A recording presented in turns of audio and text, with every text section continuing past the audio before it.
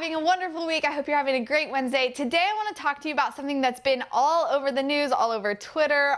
There's lots of opinions on what has been going on in terms of Trump's immigration policies, along with different statements that other politicians and people have been making about them. A lot of the mainstream media has been talking about how horrifying it is that the current immigration policy is separating families from one another, that it's taking children away from their parents in order to kind of dissuade people from immigrating to the United States. Now, before getting into the ins and outs of what we as Christians ought to do in response to this, I want to talk about the fact that our country has a right to defend its borders. That's a real thing. We need to be able to secure our own borders and have some kind of system in place.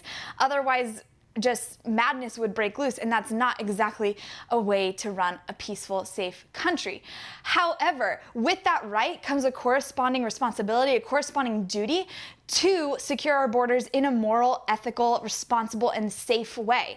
So while you or I might not be the lawmakers or the policymakers behind everything that's going on, we still need to be part of the conversation surrounding immigration in the United States today. There are policies that are being enacted that are not moral or ethical or safe or secure for the people that are involved. And as Christians, we know that every human life is sacred, that every human life ought to be treated with dignity and worth. And if our country is not securing our borders in a way that does that, that acknowledges the profound, infinite worthiness and dignity that exists in every human being, then we have to be able to respond in some way.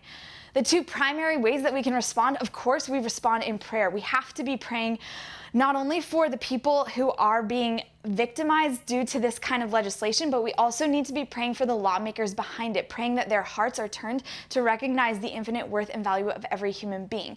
Additionally, we need to be aware of the ways that we are talking about this. We need to be part of this conversation, yes. As a church, we can't shy away from something just because it's a political issue or just because it's a partisan issue or just because it might not fit into an easy conversation with clear-cut answers. Jesus told us that we are called to welcome the stranger, and if we welcome the stranger, we welcome him. As Christians, we need to live up to that duty by responding in conversation, by participating in this conversation, and by responding in action. I don't think that this has any easy answers. I don't think you or I can do one sort of action to fix everything or to get everything back together in a safe, happy way. But I do think that we as Christians need to recognize our duty and our responsibility to be part of the conversation, to be part of change that will acknowledge and defend and protect the dignity of every human being.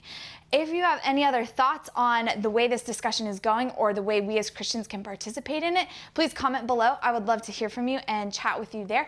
And if you like this video, give it a like and be sure to subscribe. We'll be putting out new videos like this every single Wednesday. Thank you so much for watching. I will see you next week on Real Talk.